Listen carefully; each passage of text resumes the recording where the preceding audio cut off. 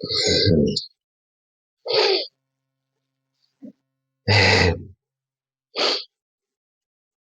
สดีครับเรามาคุยกันหลังเกมระหว่างเกมเยือนของเรานะเชลซีกับลิเวอร์พูลคู่ดึกอย่างตามคาดสกอร์แพ้3-1ก็ตามคาดนะครับเล่นไม่เอาจริงกันเลยเล่นเฉยๆแต่ก็เปลี่ยนตัวหลายตัวนะครับใครอะโกคือเยเปอริสซงแบ็คขวาเป็นเทนต์แบ็คซ้ายคือซิมิคาสกองกู้กองหลังเกนเป็นควานซ่ากับฟานไดนะส่วนคู่กองกลางเปลี่ยนไปเลยกลายเป็นแบกพักยาวๆพอแล้วฤดูกาลนี้ไม่ต้องเล่นแล้วไปพักไปเปลี่ยนเป็นเอนโดกับอะไรนะเอนโดกับเคอร์ติสโจนส่วนข้างหน้าก็จะเป็นใครข้างหน้าจะเป็นฝั่งขวาเป็นโมซาล่าตรงกลางแล้วก็จะเป็นเอเลียดแล้วก็ปีกซ้ายจะเป็นโคดิคัตโปหน้าเป้าก็จะเป็นโจต้าเออเออคือบอลมันพอมันได้แชมป์ไปแล้วใช่ไหมพอมันได้แชมป์ไปแล้วมันก็เล่นให้เหมือนกับเล่นให้จบแมตช์อะเล่นให้จบเกมมันก็เลยทำให้แบบว่าการอะไรนะความเข้มข้นมันไม่มีนะครับแล้วก็ด้วยที่ว่าเชลซีเนี่ยเขาต้องการแต้มเพื่อที่เขาจะทำอันดับเนาะทำอันดับไปเล่นแชมเปี้ยนลีกในฤดูกาลหน้าเพราะเขาต้องการพอต้องการเขามีความมุ่งมั่นมากกว่าทีนี้เขาก็เลยคึกกว่าเรา เล่นเฉยๆเล่นเฉยเล่นแบบเล่นชิวๆจริงๆนะครับเมื่อวานลิเวอร์พูลเล่นชิลมากเลยคือไม่คือมีไล่มีเพรสบ้างแต่คือแบบว่าจังหวะไหนว่าไม่เล่นจังหวะไม่เล่นจังหวะ50-50ให้ตัวเองเจ็บนะแต่น่าจะมีจังหวะที่ว่าวันไหนไปเหยียบลาเวียทีหนึ่งนั่นแหละเออลูกนั้นเนี่ยเล่นเล่นโอเคเล่นแรงอยู่งั้นเรามาดูสถานการณ์เชลซีแล้วกันตอนนี้เชลซีเนี่ย อยู่อันดับ5ครับเมื่อวานที่ชนะเราแข่งไป35 นัดมีอันดับ5มี63 แต้มแต่มันไปเท่ากับใครอะถ้าเหนือเขาเลย63แมนซี64อาร์เซนอล67อันดับ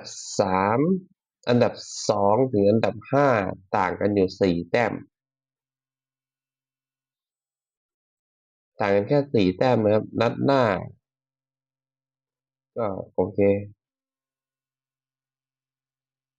ก็น่ารักน่าลุ้นเหมือนกันน่าเชียร์เหมือนกันคืนนี้ยังมีอะไรนะเด้ถ้าสมมติฟาเรสชนะอีกนะ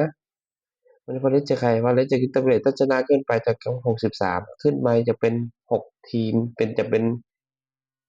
5 ทีมที่ต้องแย่ง4 อันดับอย่างนี้จะต้องมีสักทีมที่เสียใจอ่ะแต่หันมาดูของเราก็มีเรื่องเสียใจเหมือนกันเสียใจหมาดๆกับการแถลงของเทนโอ้โหแต่ก็เข้าใจได้ครับด้วยเขาเรียกว่าอะไรอ่ะต้องการเปลี่ยนบรรยากาศที่เทนบอกว่าต้องการเปลี่ยนสิ่งแวดล้อมใหม่ก็คืออยู่แบบนี้มานาน ถามว่ามันมีมุมมองได้2 มุมด้วยครับคือมุมดีกับมุมดีคือทำให้แบบไปเจอสิ่งใหม่ๆแล้วมันจะสดชื่นมันจะมี energy ในการเล่นมากขึ้นจนกลับมามีความกระหายอยากในการเล่นมากขึ้นแต่ข้อเสียคือเราก็เสียนักเตะโฮมโปรไปคนหนึ่งที่ว่าเล่นดีคือนักเตะระดับโลกคนหนึ่งครับเป็นโฮมโปรด้วย ก็เสียดายตรงนี้เหมือนกันว่าเทรนไปแล้วก็จะไม่ทีนี้จะยากหน่อยคือจากการเปิดออกบอลยาวจากแดนหลังตอนนี้จะเหลือแค่ฟานไดค์คนเดียวที่เปิดบอลได้ที่แม่นและตรงจุดจะไม่มีจะหาจะไม่ค่อยหาเห็นลูกครอสละแต่ไปอาร์เนอร์คงอาจจะต้อง ถ้าเอาแบดดี้เนี่ยแบดดี้ก็น่าจะเป็นการทันชิ่งแล้วเปิดคัตแบ็กออกมาผมว่าก็คงต้องเปลี่ยนสไตล์การเล่นใหม่ครับเพราะว่าสไตล์ที่ว่าให้เทนคอร์สมันก็มีประโยชน์ในจังหวะที่ว่าโดนคู่ต่อสู้บีบแล้วเขาเผลอเราสามารถครอสข้ามแดนหรือข้ามกองหลังไปให้กองหน้าวิ่งไปเอาบอลได้เลยมันก็มีทั้งข้อมันก็มีทั้งข้อดีและข้อเสียครับแต่ว่าอย่างว่าเมื่อตัดสินใจจะอำลาสโมสรไปเราก็ต้องหาทางเลือกใหม่ตอนแรกอุตส่าห์คิดว่าจะได้ยินคำพูดเหมือนตอนสตีฟีจีสักหน่อยแต่โอเคเลือกที่จะไปก็เข้าใจได้ว่าต้องไปแล้วต้องไปหาประสบการณ์ใหม่อยากอยากออกไปเที่ยวอยากออกไปเขาเรียกว่าอยากออกไปสู่โลกกว้างแล้วกันใช้ประโยคนี้แล้วกันว่าอยากไปเจอสิ่งใหม่ๆไปสู่โลกกว้างก็เข้าใจได้อืมแล้วก็เกมเมื่อวานมีอีกเรื่องหนึ่งที่ว่ารู้สึกยิ้มยิ้มเลยเขาใช้คำว่ายิ้มมุมปากยิ้มแบบชื่นใจตามแบบเด็กหงส์ก็คือเคียซ่าได้ลงมานัดที่ห้าถึงแม้จะเป็นตัวสำรองแต่ได้ลงนัดที่ห้าก็ได้เหรียญกับเขาแล้วเป็นแชมป์พรีเมียร์ลีกแต่ถ้าหากพูดถึงรูปเกมเมื่อวานนะครับ ผมนักเตะเราหลายคนเนี่ยเล่นไม่ค่อยเข้าแผนเอาไม่ใช่หลายคนหรอกสองสามคนแล้วกันคนแรกคือควันซ่าไม่ใช่น้องมันเล่นไม่ดีนะครับแต่ว่าน้องเพิ่งจะมาเล่นเป็นลงตัวจริงแล้วก็เป็นเกมที่ว่าทางเราอ่ะไม่มีความเข้มข้นแล้วพอตัวเองพลาดคือลูกที่แบบว่าฟันได้เตะอัดยัดแล้วเข้าประตูตัวเองเนี่ยลูกนั้นเนี่ยโชคร้ายจริง กับลูกที่เสียจุดโทษลูกตรงนั้นน่ะถ้าดูจากจังหวะนั่นน่ะคนที่ว่าใครจ่ายแล้วผมจำไม่ได้โซโบหรือใครจ่ายมาแล้วคนที่คิดว่าน่าจะรับบอลตรงนั้นคือเบอร์10ลาแม็กสเตย์นะแต่ว่าโซโบจ่ายมาเว้นระยะห่างหน่อยนึงทำให้แม็กสเตย์คงเข้าใจว่าคงไม่จ่ายให้ตัวเองก็เลยปล่อยบอลถึงพอจะถึงนะพอไปถึงคอนซ่าแล้วบอลมันแบบไม่มีน้ำหนักแล้วครับทีนี้ คาเซโดมันก็สปีดเข้ามาก็แหย่บอลก่อนก็โอเคเรียบร้อยเลยเป็นจุดโทษไปดมยาดมเลยดมยาเป็นจุดโทษไปโหเสียลูกที่สามเซ็งเลยส่วนแต่ว่าอีกคนหนึ่งคือใครคนหนึ่งคือเอนโดถ้าไม่อยากไปเทียบกับการเป็นแบกเนอะแต่คือเทียบการเชื่อมเกมการเขาเรียกว่าการเชื่อมเกมการบัญชาเกมตรงกลางอะผมว่า มันยังไม่เข้ากับระบบของของสล็อตเท่าไหร่เลยทำให้แบบว่าบอลมันไม่คืบมันไม่บอลมันไม่คืบหน้าเท่าไหร่ครับคือแอนโดเต็มที่ก็คือทำได้ก็คือแค่จับแปะส่งจับแปะส่งซ้ายขวาขึ้นหลังหรือว่า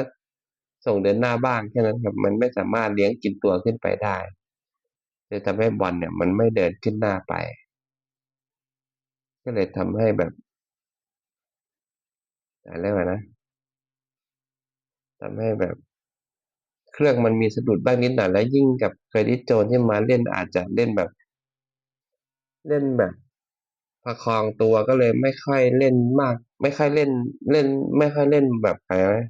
จังหวะไวก็คือเล่นมากจังหวะคือคล้องบอลหมุนคืนหลังแปะซ้ายแปะขวาเหมือนกันก็เท่ากับว่าทั้งสองกองกลางของเราสองคนเนี่ยไม่เอาไม่พยายามเอาบอลขึ้นหน้านะก็เลยทำให้แบบว่าไม่ประดิษฐ์เก็บลูกไม่ประติดประต่อแล้วกันแล้วก็อีกคนหนึ่งก็คือฮาร์วีแอเรียต อืมเอเลียดจะพูดยังไงอ่ะเพราะเหมือนวิชั่นไม่ค่อยดีเท่าไหร่อะคือ ในบางในบางจังหวะในบางมุมอ่ะผมว่าเขาไม่สามารถเขาเรียกว่านะคือคิดช้าไปก้าวหนึ่งเลยทำให้แบบว่าตอนจังหวะของเกมมันช้าลงไปเหมือนกับไม่ค่อยได้เล่นบ่อยแล้วทีเนี้ยทำให้จังหวะของเกมมันตกไปเลยทำให้แบบว่าไม่ค่อยวันนี้นะไม่ค่อยเข้าแผนเท่าไหร่แล้วก็ยังมีเรื่องของสรีระผมไม่รู้นะว่าคนอื่นคิดยังไงเลยแต่ผมมองว่าสรีระของเอเลียดอะอาจจะเสียเปรียบบ้างในบางในบางจังหวะในบางโอกาสอย่างเช่นว่า แย่งโมงลูกแย่งโมงกันตรงกลางสนามลูกหนึ่งให้เท่าที่ผมเห็นคือของใครไอของเชลซีผมจำชื่อไม่ได้คนที่คนที่เป็นผิวสีแล้วถักเด็ดล็อกตรงกลางผมจำไม่ชื่อไม่ได้เพราะนั้นคือไซส์มันต่างกันเลยทำให้เวลาแย่งโมงกันอะสู้เขาไม่ได้ถ้าเป็นโซโบโอเคสูสีหน่อยแล้วก็จังหวะถ้าหากนะอาทิส่งเปิดตำแหน่งตรงนี้ต้องหม่งชงหรือว่าต้องหม่งทำเกม ให้กับซาร่าหรือให้หน้าเป้าเพื่อทำให้เล่นต่อแต่ว่าพอไอเดียมันเพิ่มส่วนสูงมันมันเตี้ยกว่าเขาก็ทำให้แบบว่าเวลาเราเวลาจังหวะเนี้ยเราเสียเปรียบเขาเสียเปรียบให้กับเชลซีเยอะเลยกองกลางอ่ะโดนเขาเก็บกินหมดเลยถ้ามาลูกโด่งนะแล้วก็ใครโจต้าเหรอโจต้าก็เงียบเงียบตามสไตล์เขาเรียกนะบอลปล่อยจอยนะก็เล่นเรื่อย ยังซาร่ายังแบบเขาเรียกว่ายังมีบางจังหวะที่เอื่อยเฉอยเลยนะครับโปก็จริงจังครับโปนี่โอ้จริงจังจริงกับแล้วอีกคนหนึ่งซิมิคัสชอบความจริงจังซิมิคัสกับปีกขวาของเขาอะเนโต้อะโอ้โหสู้มันอืมเกมนี้ครับก็เป็นเกมหลังจากได้แชมป์แล้วก็เลยทุกอย่างก็เลยเป็นแบบไม่ได้เน้นมากก็ไม่มีอะไรเสียหายตัวสำรองก็เล่นดีคอนเดอร์แบดลี่ก็เล่นดีใครอีกอะ โซโบก็เล่นดีเคซ่าลงมาไม่ค่อยมีบทบาทเท่าไหร่นูนเยสนูนเยสผมเริ่มเห็นนูนเยสเริ่มมีการต่อบอลละเริ่มกันเริ่มมีการต่อบอลกับเพื่อนละก็คิดในมุมนี้ทั้งฤดูกาลทำไมมันไม่เล่นแบบนี้บ้างเล่นให้ตัวเองมีประโยชน์มากกว่านี้หน่อยเดี๋ยวเป็นว่าเพราะมันไม่กดดันแล้วเลยสามารถเล่นแบบใจเย็นลงได้คิดว่านะมันก็มีหลายแบบนะอืมก็ผ่านพ้นไปได้ด้วยดีกับแมตช์เป็นเป็นตอนนี้แพ้3 นัดนะครับเสมอ7ชนะ25ยิงได้81เสีย35บวกลบ46เหลืออีก3 นัดสุดท้ายเจอใครเจออาร์เซนอล1 นัดเจอใครอีกเจอใครนัดสุดท้ายเจอคริสตัลพาเลซ3 นัดนี้ก็มีเรื่องก็ยินดีที่ได้แชมป์เสียใจที่แพ้เชลซีแล้วก็เสียใจที่เทนอำลา เดี๋ยวจบฤดูกาลเราค่อยมาคุยถึงการจะเสริมใครหรือว่า